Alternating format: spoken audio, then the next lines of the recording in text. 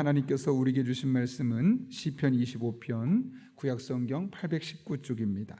우리 함께 드라마 바이블로 하나님의 말씀 먼저 읽겠습니다. 제25편 다윗의 시. 여호와여, 나의 영혼이 주를 우러러 보나이다. 나의 하나님이여, 내가 주께 의지하였사오니 나를 부끄럽지 않게 하시고 나의 원수들이 나를 이겨 개가를 부르지 못하게 하소서. 주를 바라는 자들은 수치를 당하지 아니하려니와 까닭없이 속이는 자들은 수치를 당하리이다. 여호와여, 주의 도를 내게 보이시고 주의 길을 내게 가르치소서. 주의 진리로 나를 지도하시고 교훈하소서. 주는 내 구원의 하나님이시니 내가 종일 주를 기다리나이다. 여호와여, 주의 궁휼하심과 인자하심이 영원부터 있었사오니 주여, 이것들을 기억하옵소서. 여호와여, 내 젊은 시절의 죄와 허물을 기억하지 마시고 주의 인자심을 따라 주께서 나를 기억하시되 주의 선하심으로 하옵소서. 여호와는 선하시고 정직하시니 그러므로 그의 도로 죄인들을 교훈하시리로다. 온유한 자를 정의로 지도하시며 온유한 자에게 그의 도를 가르치시리로다. 여호와의 모든 길은 그의 언약과 증거를 지키는 자에게 인자와 진리로다. 여호와여, 나의 죄악이 크오니 주의 이름으로 말미암아 사하소서. 여호와를 경외하는 자 누구냐? 그가 택할 길을 그에게 가르치시리로다. 그의 영혼은 평안히 살고 그의 자손은 땅을 상속하리로다. 여호와의 친밀하심이 그를 경외하는 자들에게 있으며 그의 언약을 그들에게 보이시리로다. 내 눈이 항상 여호와를 바라보면 내 발을 그물에서 벗어나게 하실 것이미로다. 주여, 나는 외롭고 괴로우니 내게 돌이키사 나에게 은혜를 베푸소서. 내 마음에 근심이 많사오니 나를 고난에서 끌어내소서. 나의 곤고와 환난을 보시고 내 모든 죄를 사하소서. 내 원수를 보소서. 그들의 수가 많고 나를 심히 미워하나이다. 내 영혼을 지켜 나를 구원하소서. 내가 주께 피하오니 수치를 당하지 않게 하소서. 내가 주를 바라오니 성실과 정직으로 나를 보호하소서.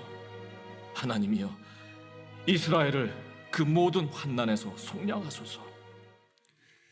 아멘. 우리 그리스도인의 삶에 있어서 기도라는 것은 단순히 우리의 필요한 것들을 구하는 것 이상입니다. 기도는 궁극적으로는 우리의 영혼을 살리는 길이고 한 걸음 나아가서 우리 삶에 하나님의 도우심과 인도하심을 통해 내가 하나님의 자녀임을 확신하는 수단 중에 하나입니다. 그래서 우리들의 삶에 크든 작든 문제가 있으면 우리가 가장 먼저 달려와야 할 것은 하나님 앞에 기도하는 자리입니다. 그래서 우리 교회도 이제 곧 우리 교인들이 기도하기 좋은 장소들을 좀 교회 안에도 이제 준비하려고 하고 또 여러분에게 기도할 수 있는 그런 시간들도 확보해 드리려고 합니다. 왜냐하면 우리가 살다 보니 정말 쉽지 않은 것 같고 그 문제가 크든 작든 우리 그 문제는 우리의 삶을 괴롭히면서 점점 신앙적으로 우리를 억압하기 때문에 그렇습니다. 오늘 우리 본문을 말씀을 통해서도 기도가 그래서 얼마나 중요한지를 깨닫게 되는데요. 오늘 본문의 말씀이 어떻게 시작합니까? 이렇게 시작합니다. 여호와여, 나의 영혼이 주를 우러러 보나이다. 나의 하나님이여, 내가 주께 의지하였사오니 나를 부끄럽지 않게 하시고 나의 원수들이 나를 이겨 개가를 부르지 못하게 하소서. 오늘 다윗이 하나님 앞에 어떻게 고백하고 있습니까? 나의 영혼이 주를 우러러보고 있다라고 말합니다. 여기 우러러본다라는 의미가 참 중요한데요. 이게 어떤 의미를 갖고 있냐면 나사라는 단어입니다. 옮긴다는 겁니다. 들어서 옮긴다. 무엇을 옮긴다고 합니까? 나의 영혼이 주님께로 옮겨지고 있습니다. 이 이야기를 하고 있는 겁니다. 특히 이것은 미완료형으로 되어 있어서 계속해서 반복해서 이런 의미를 갖고 있죠. 여러분, 지금 다윗이 어떤 상황이든가요? 좋은 상황이 결코 아닙니다. 2절을 보게 되면 나를 부끄럽지 않게 해주시고 나의 원수들이 나를 이겨 개가를 부르지 못하게 해달라고. 3절 보면 까닭 없이 속이는 자는 수치를 당하게 될 것이라고. 이런 말을 통해서 다윗의 상황이 결코 녹록지 않았음을, 정확하게 어떤 이야기인지는 말하진 않지만 정말 큰 스트레스가 그를 괴롭히고 있었음을 볼 수 있습니다. 그 스트레스가에게 그의 영혼이 집중되고 그가 지쳐가는 상황 가운데 어떻게 하겠다는 겁니까? 내 시선을, 내 마음을, 내 영혼을 하나님께로 옮기겠다, 그것을 의미하고 있고, 2절은 그것을 일컬어 이렇게 말합니다. 나의 하나님이여 내가 주께 의지하여 싸우니. 내 영혼이 하나님을 바라보고 내 영혼을 주님께로 옮겨놓는다는 것은 결국 이 절망적인 상황에서 내가 의지할 분은 하나님밖에 없습니다. 이 스트레스 상황, 이 고민 속에서 내가 이것을 풀어갈 수 있는 분은 하나님밖에 없습니다. 내가 그래서 주님만 의지하겠습니다 라고 고백하고 있는 것이죠. 그렇다면 여러분, 다윗이 이렇게까지 내가 주님만 의지하겠다고, 주께 의지하겠다고, 심지어 나의 영혼을 들어 옮겨서라도 주님만 붙들겠다고 말하게 되었던 근거 혹은 이유는 무엇 때문일까요? 그것은 그가 가지고 있었던 믿음, 신앙 때문입니다. 어떤 믿음이냐? 오늘 본문의 말씀 보게 되면 3절에 이렇게 기록되어 있죠. 주를 바라는 자들은 수치를 당하지 아니한다. 여기 바란다라는 말은 카와라는 히브리어인데요, 기다리고 소망한다는 겁니다. 이게 무슨 말일까요? 지금 당장은 어떤 문제 해법이 없습니다. 지금 당장은 여전히 내 삶이 힘들고 오히려 더 절망적으로 빠져 들어가는 것 같습니다. 그러나 그럼에도 불구하고 주를 바라는 자, 주님을 소망하며 믿음으로 기다리는 자들에게는 하나님께서 수치를 당하게 하지 않으실 것이다. 이게 무슨 의미겠습니까? 하나님을 의지했더니 하나님이 그 의지하는 자를 도와주어서 수치를 당하지 않게 하실 것이다 라는 그런 분명한 믿음이 다윗에게 있었던 겁니다. 그는 하나님께서 자신의 앞에, 자신의 삶에 개입하실 것을 믿으며 지금 당장은 아닐지라도 소망하며 기다리면 언젠간 반드시 자신을 하나님께서 붙들어 주시고 도와주실 것을 분명하게 확신하고 있었던 겁니다. 그렇기 때문에 그가 주를 우러러 보고 주님만 의지하는 삶을 살게노라고 하나님 앞에 결단할 수 있었던 것이죠. 여러분, 그렇다면 하나님께서는 어떤 방법으로 다윗을 도울까요?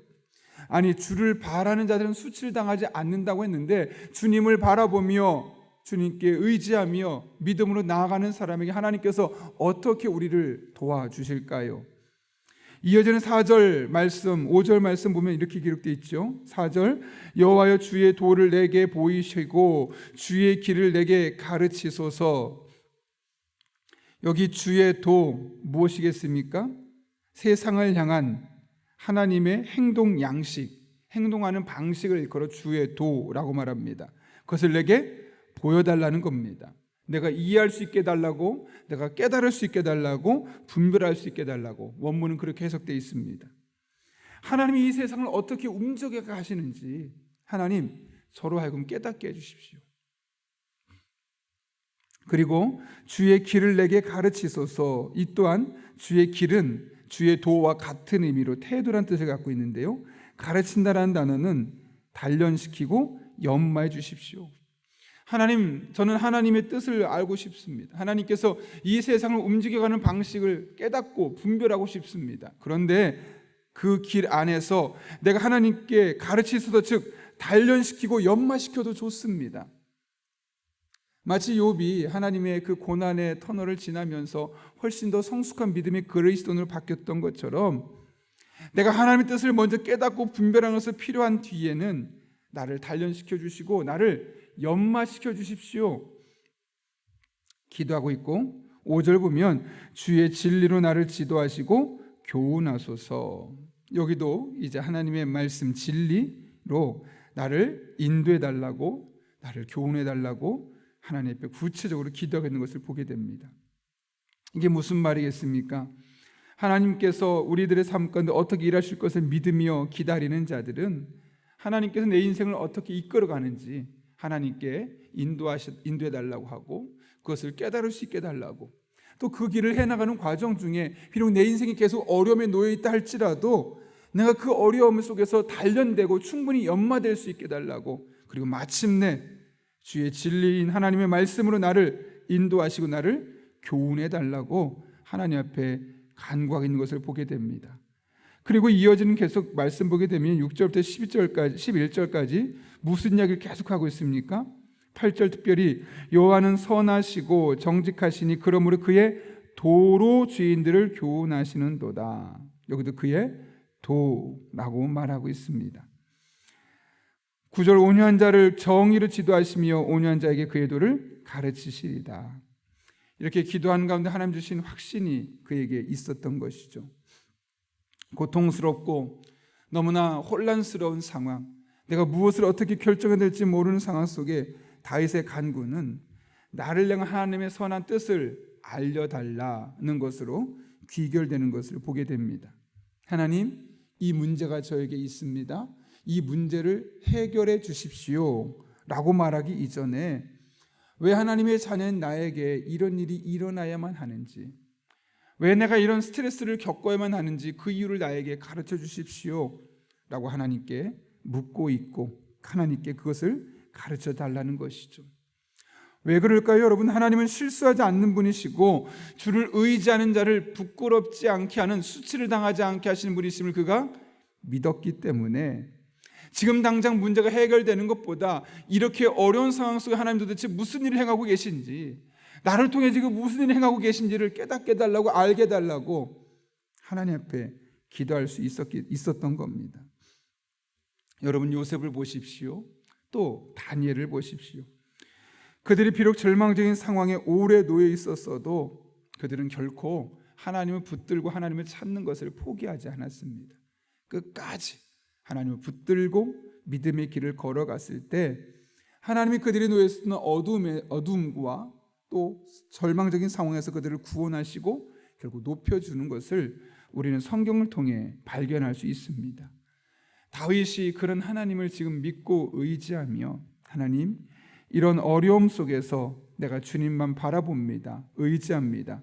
그러니 하나님께서 나의 삶을 통해 어떻게 일하시는지 깨닫게 해주시고 이해해 주시고 그 속에서 잘 연마되고 단련되게 하시고 하나님의 인도하심을 내 삶으로 경험할 수 있게 해달라고 기도할 수 있었던 것이죠.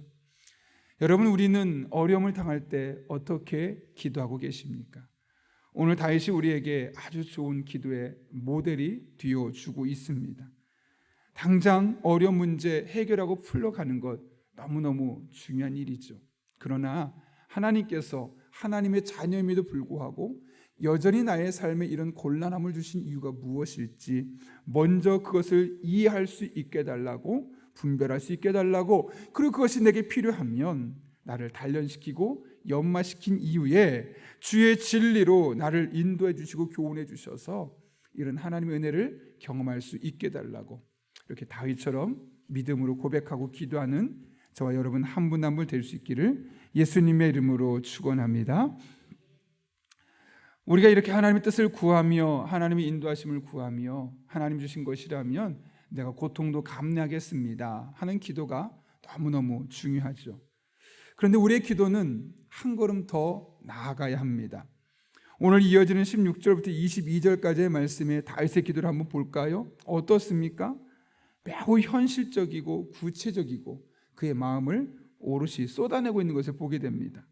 한번 읽어보십시오. 그리고 우리가 이 다윗이 이렇게까지 기도했다면 우리 또한 기도할 때 하나님 앞에 어떤 모습으로 기도해야 될까? 그런 모델로 삼았으면 좋겠습니다. 16절부터 22절까지 말씀 같이 읽습니다. 주여, 나는 외롭고 괴로우니 내게 돌이키사 나에게 은혜를 베푸소서. 내 마음에 근심이 많사오니 나를 고난에서 끌어내소서. 나의 곤고와 환난을 보시고 내 모든 죄를 사하소서. 내 원수를 보소서. 그들의 수가 많고 나를 심히 미워하나이다. 내 영혼을 지켜 나를 구원하소서. 내가 주께 피하오니 수치를 당하지 않게 하소서.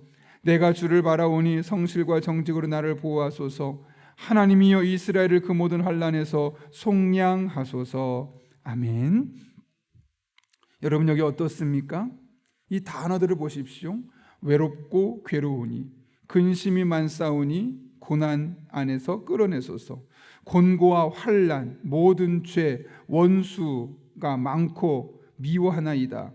수치를 당하지 않게 해두소서. 이런 용어들이 얼마나 지금 다윗의 마음을 표현하고 있는지 눈에 보이지 않습니까? 여러분 기도하면서 이런 단어까지 써보실 정도로 힘든 적이 있으셨습니까?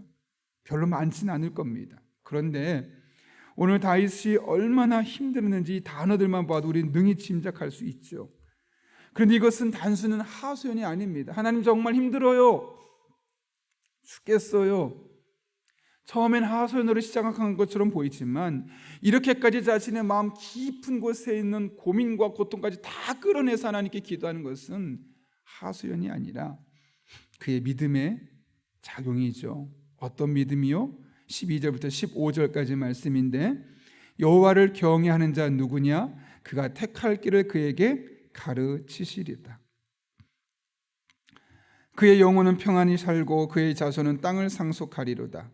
여호와의 친밀하심이 그를 경외하는 자들에게 있으며 그의 언약을 그들에게 보이시리로다.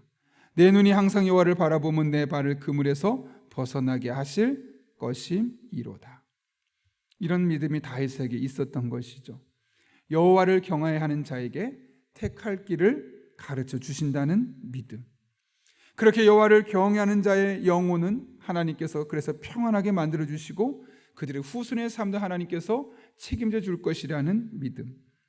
14절과 15절에서 그래서 그는 항상 하나님을 바라보려고 하게 되었던 것이고 그것이 기도라는 형태로 나타나게 된 것입니다. 여러분 기도가 무엇일까요? 여러 가지 우리가 정의하고 정리합니다. 그러나 기도를 한마디로 정리하면 하나님을 경외하는 자에게 그가 택한 길을 보여주시는 하나님의 계시의 방법입니다. 여러분 기도가 무엇일까요? 기도는 우리의 영혼을 평온케 하고 우리의 후손들에게 영적 축복을 되물림시켜주는 적극적인 은혜의 방편입니다. 여러분 기도가 무엇일까요? 기도는 하나님과 친밀해지는 방법이며 하나님을 바라보는 매우 구체적인 영적인 수단입니다. 무엇보다 이를 통해 하나님의 언약들을 경험하게 하고 우리의 문제에서 벗어나게 하는 하나님의 은혜의 축복의 통로임을 오늘 기도라는 것을 우리에게 보여주고 있는 것이죠. 그러므로 여러분 우리는 기도해야만 합니다. 어떤 상황에서도 하나님 앞에 기도해야 합니다. 정해진 시간에 기도하지 못하면 그 시간을 꼭 확보해서라도 매일 하나님 앞에 나와서 우리들의 크고 작은 삶의 문제를 하나님께 내려놓을 수 있어야 합니다. 그러면 오늘 말씀처럼 여호와를 경외하는 자에게 택한 길을 가르치시는 하나님, 그의 영혼을 평안히 살게 만들고 그의 자손을 삶을 책임져 주시는 하나님, 여호와의 친밀하심을 늘 경험할 뿐만 아니라 우리를 그물에서 벗어나게 하시는, 우리를 곤란한 삶의 형편에서 벗어나게 하시는 하나님을 우리가 경험하게 될 것입니다. 우리에게 주어진 일상 속에서 기도하되 그냥 기도하는 것이 아니라 오늘 다윗이 가졌던 그 믿음을 붙들고 다윗이 보였던 기도의 형태를 가지고 주님 앞에 나아가는, 그래서 저와 여러분의 삶 가운데 오늘 다윗이 고백했던 이 믿음의 고백이 동일하게 우리의 고백이 되어지는 그런 복된 새벽이 될 수 있기를 예수님의 이름으로 축원합니다. 우리 함께 기도하겠습니다. 거룩하신 아버지 하나님, 오늘 다윗이 가졌던 믿음이 결국 그를 기도라는 매우 구체적인 영적 활동으로 이끌었음을 보게 됩니다.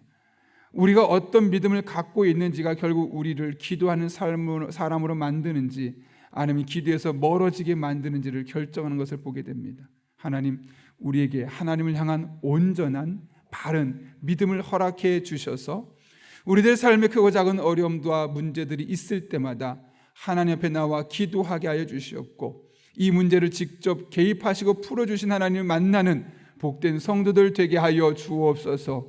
그래, 오늘 다윗이 고백했던 이 믿음의 간증이 성경 속의 고백으로 끝나는 것이 아니라 우리 성도들의 입술에서도 동일하게 간증될 수 있도록 주님 인도하여 주옵소서. 예수님의 이름으로 기도하옵나이다. 아멘.